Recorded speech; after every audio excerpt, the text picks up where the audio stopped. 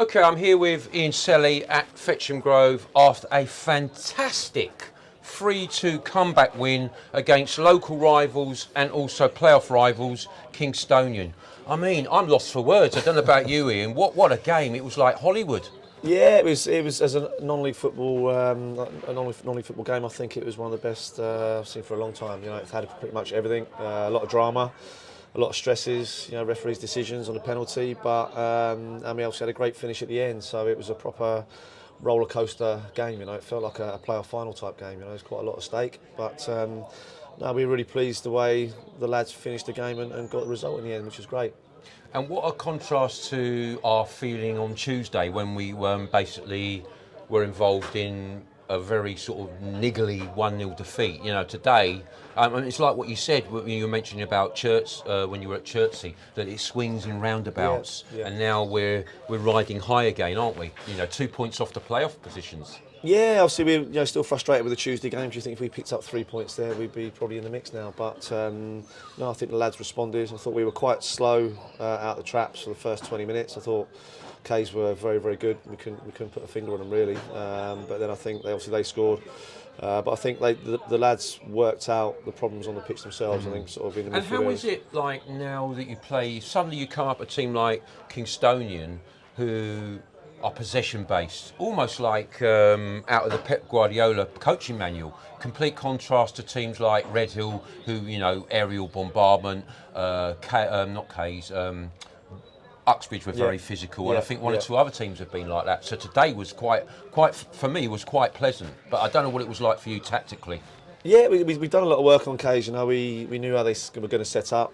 Scott likes to play football, and he won't change that. You know, so we had sort of a plan in place that we'd press them early on. I think the first 20 we probably didn't do it well enough, but I think once the boys adjusted, we switched Nyron from right back. I think it was from left back to right back where it was. He ended up man of the match, didn't he? He did, yeah. Obviously, their winger was causing us a few problems, so not many people go past Nyron, so we switched that over, which made a big difference. But I think in midfield areas we got closer, and I think the press we got right. They gave the ball away in certain areas, and we scored sort of 2 quick goals. And tough luck for our first goal that we conceded. That was, the own goal. That was unlucky, I would imagine. Yeah, well, they started the game well, so it's hats off to Scott. They've got a good way of playing, and it's hard to deal with. It took us a little bit of time to get into it, but I think once we got into it, we got a bit of rhythm. I thought we were good. We played a lot of good football centrally, and I think we made them look tired a little bit. The back and end once of the we first got half. going, oh my lord, it must have been like having 10 Weetabix sort of put inside you, because it wasn't just the fact that we recovered, we came into the game, we then scored, we then had that almost like Gordon Banks-esque save onto the crossbar, save, great save, and then sort of a minute after we take in the lead. It was fantastic stuff. Yeah, I was a little bit worried because we weren't taking the chances we were producing, and I think against them, it's a bit of a fine line you need to take. If you get an opportunity, you need to score, and we had probably 3 or 4 good opportunities we didn't. But hats off to the lads. When it was 2-2, it was. I thought we were done. It was all a bit down on the bench, and all of a sudden we made another couple of substitutions, and we broke out on the left hand side. Kel's put a great ball across the area, and Matty's took a touch. Felt like he took 3 hours to take it, but he time staying still at those moments. He composed himself and rattled it into the top corner. So I think overall, we probably deserved it. I think credit as well due to Leverett, because in the second half. And I expected it that K's did respond.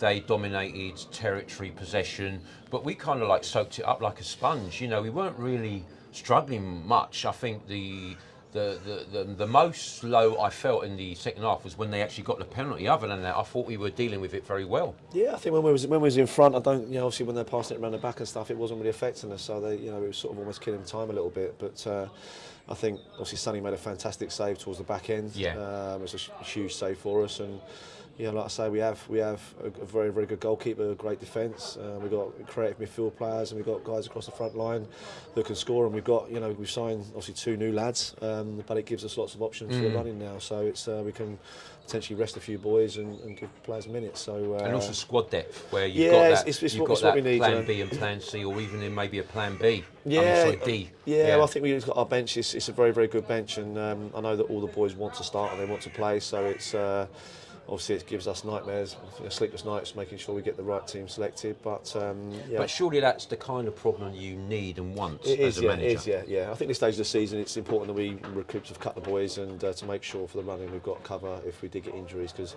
this level it only takes 2 or 3 boys to go down injured, and then all the work you put in up to this point can go out the window because we haven't got enough in the squad to get you over the line. So, but no, we're really comfortable with where we're at. We've got momentum.